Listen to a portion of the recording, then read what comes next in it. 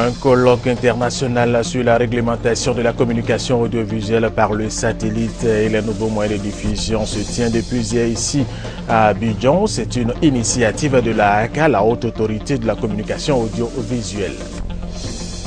Pour soutenir le gouvernement dans sa lutte contre l'utilisation des sachets plastiques de supermarchés, ont procédé au lancement officiel des caisses vertes. Objectif, amener la population à adopter un comportement éco-citoyen.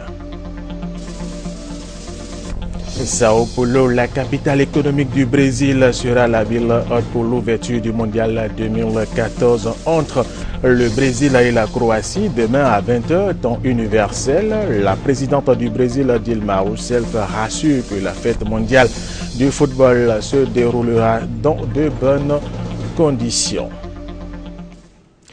Mesdames et messieurs, bienvenue et merci de regarder RTI 1. Le président bissau-guinéen José Mario sera cet après-midi en Côte d'Ivoire pour une visite de travail et d'amitié. Il sera reçu par le président de la République, Alassane Ouattara.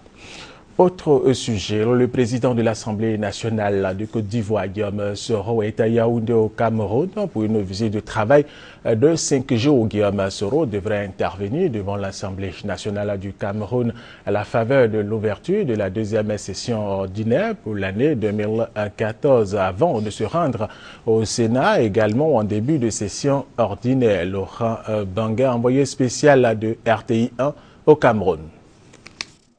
Du beau monde ce mardi après-midi à l'aéroport international de Yaoundé, Simalène, pour accueillir le président de l'Assemblée nationale de Côte d'Ivoire, Guillaume Soro.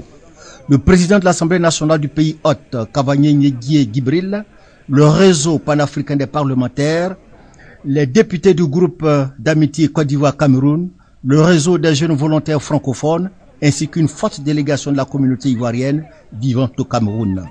Tous sont venus dire à quoi bas au président Soro, lui traduire leur soutien dans ses actions de réconciliation, d'unité et de paix en Côte d'Ivoire, et également le féliciter pour tout ce qu'il fait pour le rapprochement des parlements africains.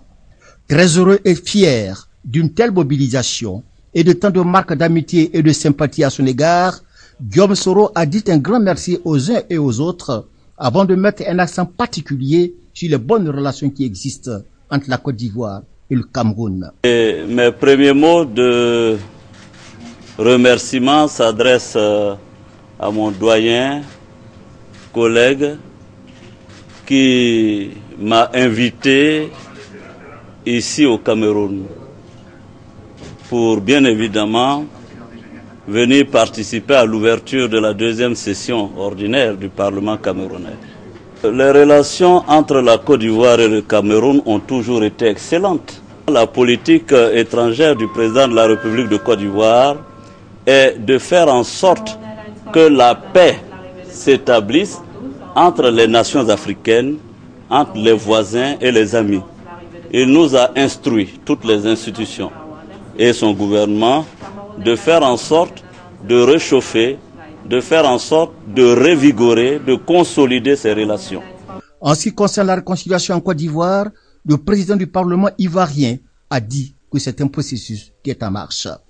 Depuis 3 ans, le gouvernement, le président de la République à sa tête, travaille au rapprochement des différentes positions. Le défi en Côte d'Ivoire est de faire en sorte de transformer l'ennemi en adversaire, ensuite en ami. Après cela, le président de l'Assemblée nationale a rendu une visite de courtoisie au président du Sénat camerounais, Marcel Niat Juvengui, au siège de la dite institution.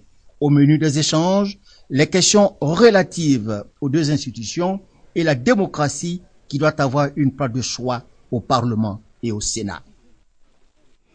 Et sachez que le président de l'Assemblée nationale, Guillaume Soro, devrait intervenir aujourd'hui devant l'Assemblée nationale du Cameroun à la faveur de l'ouverture de la deuxième session ordinaire pour l'année 2014 avant de se rendre au Sénat également en début de session ordinaire. Ici, en Côte d'Ivoire, la Commission de la recherche, de la science, de la technologie et de l'environnement de l'Assemblée nationale a adopté hier mardi un projet de loi portant le code forestier. Le projet a été présenté devant les députés par le ministre des Eaux et Forêts, Mathieu Babo Daré. Il a l'avantage de prendre en compte les nouvelles préoccupations non contenues dans les dispositions du code forestier de 1965. Gabriel Zadé.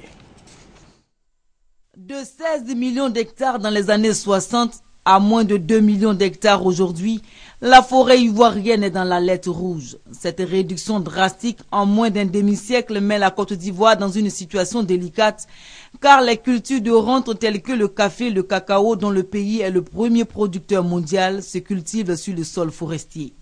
Mathieu Babo Daré, le ministre des Eaux et Forêts, est passé devant les députés pour exposer les motifs d'un nouveau projet de loi dans le secteur forestier.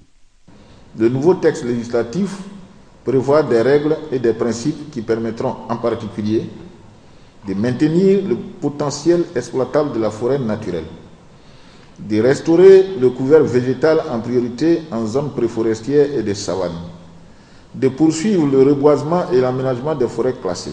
Une nouvelle loi plus englobante se justifie car les réalités du moment veulent que la forêt ivoirienne soit sauvegardée. Mais le sujet soulève d'autres questions, notamment l'exploitation clandestine des bois, le nombre insuffisant des agents des eaux et forêts et leur réarmement, le manque de sanctions. Des faits évoqués par les députés qui n'ont cependant pas empêché l'adoption du nouveau projet de loi. Nous disons toujours qu'il y a une destruction de la forêt. Mais au niveau de l'administration, nous n'avons pas un programme de suivi. C'est pourquoi nous avons proposé à ce que le gouvernement mette en place un observatoire de suivi de l'évolution des problèmes forestiers et il fasse régulièrement l'état des lieux. Accroître le couvert forestier de 20%, c'est l'objectif que les députés ont assigné au ministère. Le gouvernement a beaucoup de projets dans ce sens selon le ministre des Eaux et Forêts. Le déguerpissement des populations des forêts a commencé dans la forêt de Taï dans l'ouest et une vaste campagne de reboisement est en cours dans le centre-nord du pays.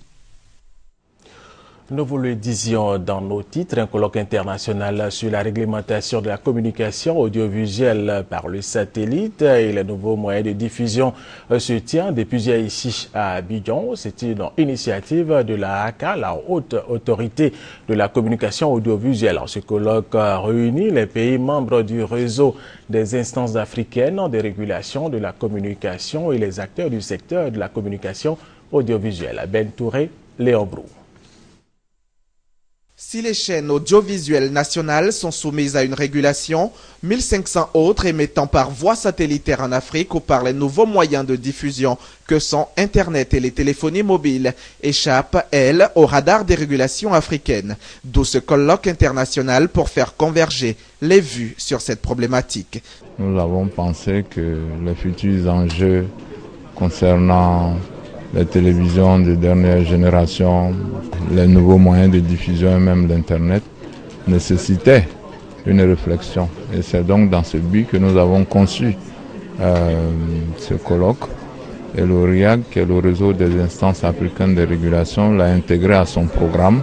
L'objectif affiché par le réseau des instances africaines de régulation de la communication est de permettre au niveau sous-régional d'adopter une politique commune. Nous allons voir dans chaque domaine quel est l'état de lieu et quelles avancées nous pouvons faire dans les prochaines années en vue d'aboutir à une situation où le champ de la régulation va embrasser l'ensemble du domaine de la communication audiovisuelle avec maintenant des moyens et des outils à mettre à la disposition des instances. Ce colloque international est aussi une tribune pour partager les expériences et réfléchir sur quelques préoccupations. Nous avons posé un certain nombre de questions, notamment la publicité. Lorsqu'on est diffusé par canal hertzien régulé, qui se trouve taxé, alors que lorsqu'elle est diffusée par du satellite, ces mêmes règles ne s'appliquent pas.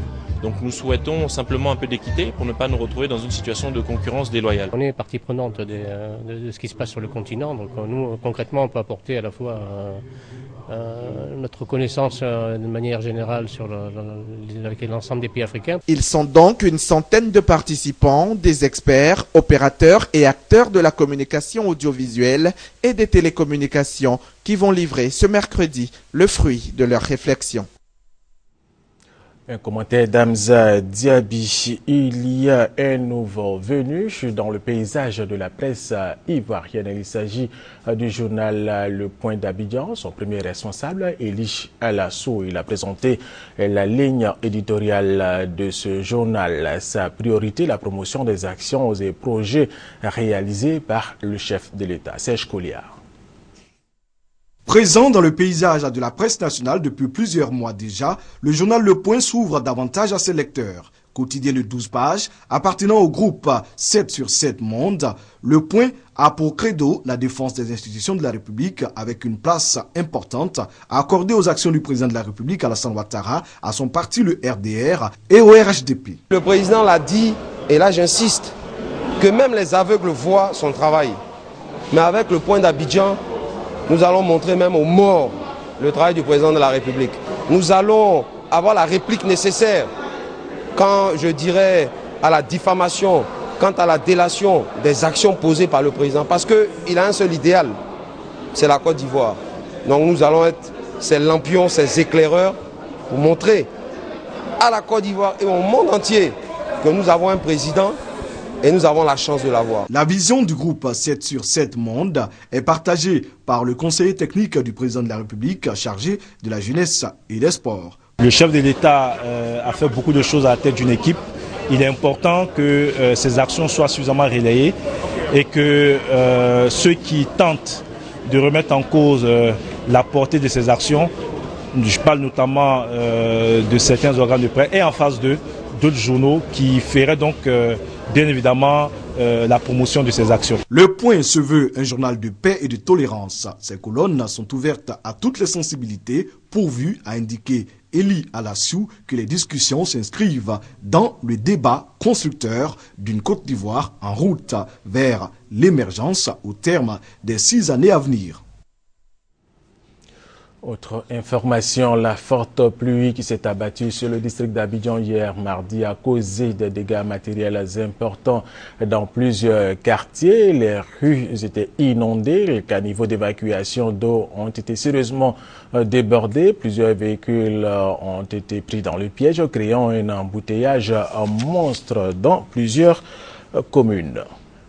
Deuxième grand titre de cette édition pour soutenir le gouvernement ivoirien dans sa lutte contre l'utilisation des sachets plastiques. 2 supermarchés ont procédé au lancement officiel de caisses vertes. Objectif, amener les populations à faire leurs courses avec des paniers en vue d'adopter un comportement éco-citoyen. Regardez.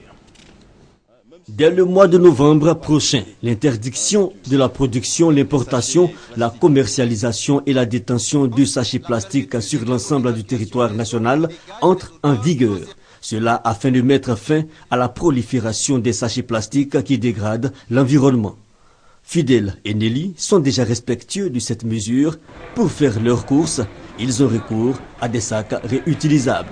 Grâce à ces sachets qui sont réutilisables, on n'a plus besoin de sachets, on utilise nos sacs biodégradables tout simplement. Quand on fait des courses au supermarché, on ne va pas trimballer des milliers de sachets.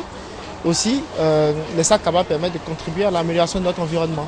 Pour amener d'autres personnes à leur emboîter le pas, certains supermarchés sensibilisent les populations sur les risques liés à l'utilisation abusive des sachets plastiques en ouvrant des caisses vertes.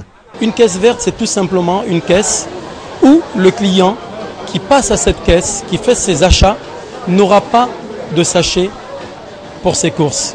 Pour un résultat efficient de cette opération, la collaboration avec le ministère de l'Environnement, de la Salubrité urbaine et du Développement durable s'avère nécessaire. Les populations, enfin ceux qui viendront faire leur emplette, iront volontairement vers ces caisses vertes où ils auront d'autres moyens de contenants. Ce sont des contenants réutilisables. C'est ce nouveau comportement que nous devons avoir pour faire en sorte de préserver notre environnement. Les sachets plastiques mettent plus de 400 années avant de se dégrader.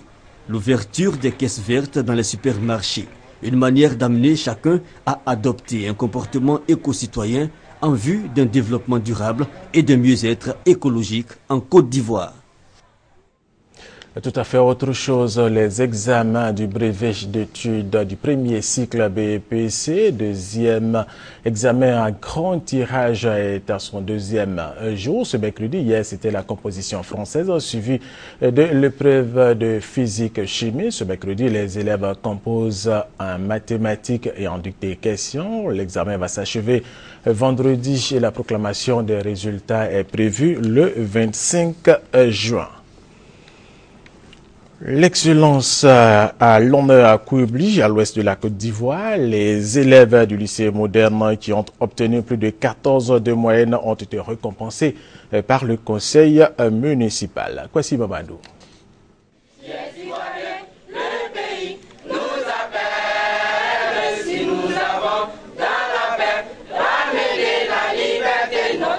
L'hymne national chanté par les élèves du lycée moderne Bas de Koubli, à l'ouest de la Côte d'Ivoire. Un acte pour marquer un nouveau départ pour leur établissement qui fait de la culture de l'excellence sa priorité. Un engagement salué par le conseil municipal qui inscrit l'éducation comme axe prioritaire de son programme de développement.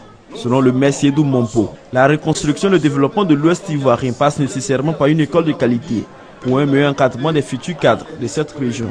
Il est également indiqué que la célébration de l'excellence vise à maintenir les élèves à l'école et à encourager les parents à scolariser les enfants. Des kits scolaires et des diplômes donnés ont été distribués aux 100 meilleurs élèves des classes de 6e à la terminale. Le personnel d'encadrement n'a pas été oublié. Tous ont été célébrés par le maire Siedou Mompo et son conseil municipal pour le travail abattu. Avec ses nouvelles ambitions, le lycée moderne Bas de Koubli veut écrire aussi les belles pages de l'école ivoirienne en réalisant de meilleurs résultats aux examens de fin d'année. L'inspection de l'enseignement primaire 1 de Yamoussoukro a initié la célébration de la promotion des écoles maternelles de sa circonscription et cette célébration est à sa deuxième édition. Son objectif, faire découvrir aux parents d'élèves le contenu de l'enseignement donné aux enfants des écoles maternelles. Chaltatou. Les enseignantes des écoles maternelles de l'inspection de l'enseignement préscolaire et primaire de Yamoussoukro 1 ne veulent pas entamer l'année scolaire sans montrer aux parents d'élèves ce que leurs élèves ont appris. C'est le sens de cette fête qui est à sa troisième édition. C'est pas facile, mais avec de la volonté et l'amour des enfants, nous arrivons à faire de grandes choses avec eux. Grâce à la formation que nous donnons aux écoles préscolaires, nous avons réussi à créer des CP uniques, au point où l'enfant ne fait plus le CP1 et le CP2 en 2 ans. Il fait le CP1 et le CP2 en une fois CP unique, ce qui raccourcit la durée de formation au primaire. Poésie, génie en herbe et théâtre. Dans toutes ces disciplines qui leur ont été imposées, les enfants ont fait montre de leur talent et leur savoir. Ma fille au jour d'aujourd'hui arrive à lire l'alphabet de A à Z. Ensuite, elle sait compter jusqu'à 100. Elle écrit jusqu'à 30 en lettres.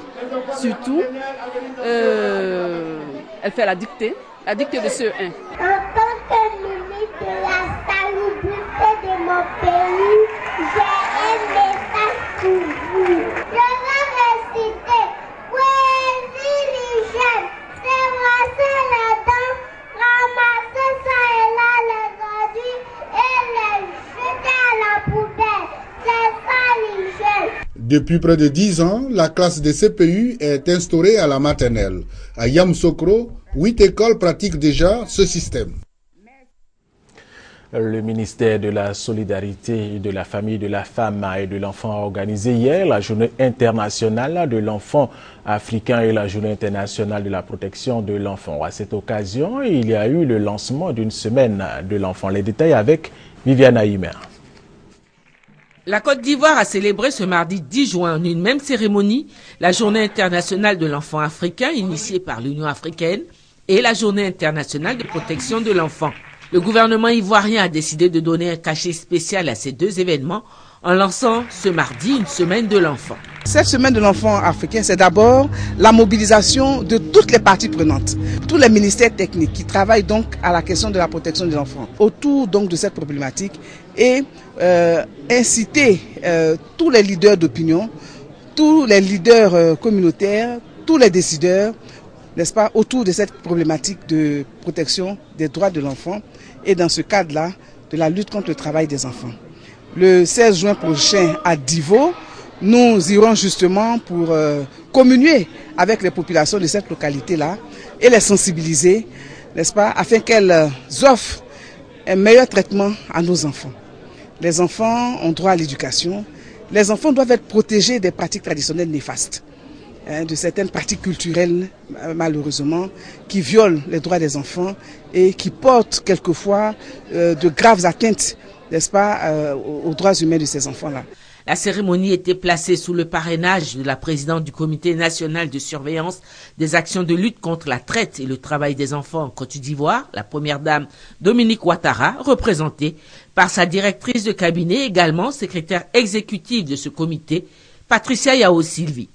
La vice-présidente du Comité interministériel de lutte contre le travail des enfants, la ministre Anne Ouloto, n'a pas manqué de rendre hommage à la première dame pour ses actions aux côtés du gouvernement pour la protection des enfants. Dans sa lutte contre le travail des enfants dans la cacaoculture ivoirienne ainsi que dans d'autres secteurs de l'économie nationale, le gouvernement a élaboré une matrice d'action et bénéficie du soutien technique et financier des partenaires au développement. Nous avons collaboré avec le ministère de la Solidarité, la Famille, la Femme et l'Enfant pour la rédaction de la politique nationale de la protection de l'enfant. Donc l'UNICEF avait appuyé ce ministère pendant les années passées pour la rédaction de la politique et maintenant pour sa mise en œuvre. Donc ça c'est de un. Mais de deux, on travaille aussi beaucoup avec le ministère de l'Éducation pour assurer que les enfants à l'école ont une bonne qualité d'éducation, surtout dans les régions qui ont été touchées par les événements, mais aussi dans la région du Nord, sur la construction de quelques écoles communautaires, des écoles maternelles et sur la formation des enseignants, ainsi que sur la provision des kits scolaires pour les enfants. Toujours dans cette quête d'une large protection des enfants en Côte d'Ivoire, le gouvernement encourage également les organisations non gouvernementales s'occupant de la petite enfance à s'investir davantage sur le terrain. À cet effet, a eu lieu une remise symbolique de dons à plusieurs de ces ONG, suivie d'une visite de leurs différents stands d'exposition. Le Conseil danois pour les réfugiés a organisé un atelier de formation sur la protection des droits de l'homme, le règlement des conflits et la cohésion sociale. Cette rencontre s'inscrit dans le cadre du projet Initiative transfrontalière de protection communautaire et de prévention des conflits. Plus de détails avec Honorine Agnigori. Le Conseil danois pour les réfugiés a organisé à l'intention de 4 villages du département de Tabou, que sont Pata Idié, Yeouli, Bérebro et Prolo, un atelier de formation sur la protection des droits de l'homme. Cette formation est un renforcement de capacité des comités qui servent de relais dans les différentes communautés. Il s'agit de leur apprendre le respect des droits des personnes vulnérables telles les personnes âgées, isolées, les femmes victimes de violences domestiques et de viols, les enfants victimes de violences physiques et sexuelles et les veuves sans soutien. Il s'agit en outre de former ces comités à la mise en pratique des techniques de résolution de conflits comme, entre autres, la facilitation, la médiation, l'arbitrage et la négociation. Cette rencontre s'inscrit dans le cadre d'un projet dénommé Initiative transfrontalière de renforcement de capacité, de résilience, de protection communautaire et de prévention de conflits dans la zone fragile entre la Côte d'Ivoire et le Libéria. Ce projet bénéficie de l'appui financier de l'Union européenne et concerne au total 15 villages en Côte d'Ivoire et 15 villages au Libéria. Il prend également en compte la sensibilisation des populations sur la loi foncière et la formation des communautés rurales aux nouvelles techniques culturelles.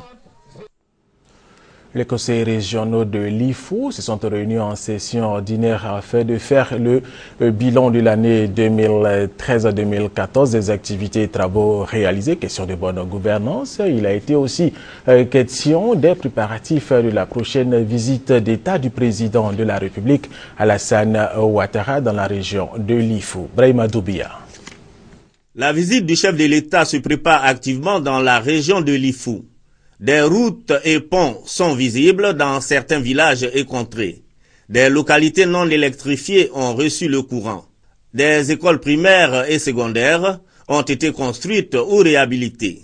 Les infrastructures routières de la ville de Daoukro, naguère poussiéreuses, ont commencé à recevoir des couches de bitume. La place du meeting du chef de l'État est en plein chantier. Afin que cette visite soit une totale réussite, le conseil régional de l'IFU a décidé de s'impliquer activement dans l'organisation. Pour le président du conseil régional de l'IFU, le bilan 2013-2014 est satisfaisant. L'objectif d'un conseil régional étant de développer la région en construisant des infrastructures socio-économiques de base pour le bien-être des populations. Chaque fois que le président de la République se déplace dans une région, il y a des retombées économiques essentielles. Et ça va nous permettre de réajuster notre programme. Nous allons nous concentrer sur l'éducation, la santé et puis comment faire pour lutter contre la pauvreté. Le président de la République vient chez son grand frère. Nous devons nous mobiliser. Je souhaite que la mobilisation soit à la dimension des relations entre le président Bédié et le président Alassane Ouattara. Bien avant les débats sur l'arrivée du chef de l'État, les responsables de l'ANADER ont présenté et remis au président du conseil régional le document de monographie et d'action prioritaire de la région de l'IFU. Ce document permettra de connaître la région, sa population et ses besoins prioritaires. À quelques jours de la fin de l'opération du recensement général de la population et de l'habitat, le ministre d'État, ministre du Plan et du Développement, Albert Mabry Touakeus, continue les campagnes de sensibilisation dans les zones à faible taux de recensement. Il a présenté à Bangolo les avantages du recensement général de la population et de l'habitat. Kwasi Mamadou. Réaliser un taux de recensement de 100% au plan national. C'est le vœu du ministre d'État, ministre du Plan et du Développement, par ailleurs président du comité de supervision du 4e recensement général de la population et de l'habitat. C'est pourquoi, depuis le début de cette opération, il mène une campagne de sensibilisation dans les différentes régions de la Côte d'Ivoire. À quelques jours de la fin du recensement général de la population et de l'habitat, le ministre Albert Mabry Touakeus met le cap sur les zones à faible taux de recensement. 6 étapes en 2 jours, Bangolo, Petit Douekoué, Diokoué, Gregbe, Zoukougbe et Vavoie. Partout, le message est identique. Participez massivement à l'opération de recensement en cours. Albert Mabry Touakeus exhorte les chefs de communauté et les leaders religieux à s'investir véritablement pour que le 4e RGPH soit une réussite. À la population, il a expliqué l'importance de cette opération qui coûte 12 milliards de francs CFA. Pour lui, une bonne planification du développement passe nécessairement par la maîtrise du nombre de la population par région. Message bien perçu par les populations visitées. Partout, elles se sont engagées à mettre à profit les derniers jours pour faire recenser les retardataires, chose qui permettra selon ces populations de bâtir une Côte d'Ivoire moderne et développée. Le ministre de l'intégration africaine et des Ivoiriens de l'extérieur est également en campagne de sensibilisation dans le cadre du recensement général de la population et de l'habitat. Il s'est rendu dans la commune de Yopougon pour expliquer le bien fondé de l'opération. Gofroa Okambawa, Chantal Akandan. Plus de 21 millions de personnes sont déjà recensées en Côte d'Ivoire dans le cadre du recensement général de la population et de l'habitat, RGPH. Yopougon constitue l'une des communes où l'opération rencontre des difficultés. Le ministre de l'intégration africaine et des Ivoiriens de l'extérieur, Ali Koulibaly, et le député maire Gilbert Koné Kafana ont décidé de donner un coup d'accélérateur au processus. Ils se sont rendus respectivement dans les quartiers de Sidessi Annexe et Yaosei pour expliquer l'intérêt de cette opération. Vous avez besoin d'écoles, vous avez besoin de marchés, vous avez besoin d'hôpitaux, de châteaux d'eau. Vous avez besoin de beaucoup de choses pour bien vivre là où vous êtes, pour améliorer votre cadre de vie. Il est important qu'on sache combien vous êtes. C'est extrêmement important, il n'y a pas de politique dans ça. Les chefs des quartiers visités ont dénoncé le comportement de certains agents recenseurs véreux. Face à cette situation, le superviseur local de l'opération RGPH a rassuré les populations. Selon lui, le nombre des agents recenseurs sera renforcé. Il a par ailleurs annoncé la mise sur pied d'une équipe de supervision composée d'agents municipaux pour suivre jusqu'à terme l'opération qui prend fin le 14 juin prochain. Sao Paulo, la capitale économique du Brésil, sera la ville hôte pour l'ouverture du mondial 2014 entre le Brésil et la Croatie demain à 20h, temps universel. La présidente du Brésil, Dilma Rousseff, rassure que la fête mondiale du football va se dérouler dans de bonnes conditions. Plus que 2 jours avant le coup d'envoi du mondial 2014. Les équipes arrivent au Brésil, les joueurs camerounais affronteront le Mexique vendredi. D'autres sont déjà à l'entraînement, comme les Espagnols, actuels champions du monde. Les Néerlandais, eux, pratiquent la zen attitude sur les plages de Rio. Quant aux Anglais, ils testent la capoeira et partent à la rencontre des enfants des favelas. Nous avons eu un après-midi de libre et on a beaucoup de chance de voir ce qu'offre le Brésil. Regardez autour de nous, c'est incroyable. Ces supporters anglais viennent aussi d'arriver. Ils marchent depuis 3 mois en Amérique latine. Un pèlerinage pour encourager leur équipe. Les fans débarquent du monde entier pour cette grand-messe du football où s'affronteront 32 équipes. Nous allons avoir beaucoup de bénévoles pour aider les gens, pour les orienter, leur dire où sortir, où prendre les bus, les taxis. C'est une manière de montrer notre hospitalité. Une hospitalité qui risque d'être mise à mal à Sao Paulo, avec la grève du métro. C'est là que doit se dérouler jeudi le match d'ouverture Brésil-Croatie. Embouteillage monstre, affrontement, la tension a atteint des sommets avant que les syndicats décident l'arrêt du mouvement lundi soir. Nous reprendrons peut-être la grève le 12 juin. Ça dépendra si les 42 travailleurs licenciés sont réintégrés ou pas. La menace plane donc encore sur Sao Paulo. En attendant jeudi, tout le monde s'active pour régler les derniers détails de la fête. Une fête placée sous étroite surveillance. Rio sera scruté par 20 000 caméras. Et c'est la fin de cette édition. Merci de l'avoir suivi. Restez avec nous sur RTI 1.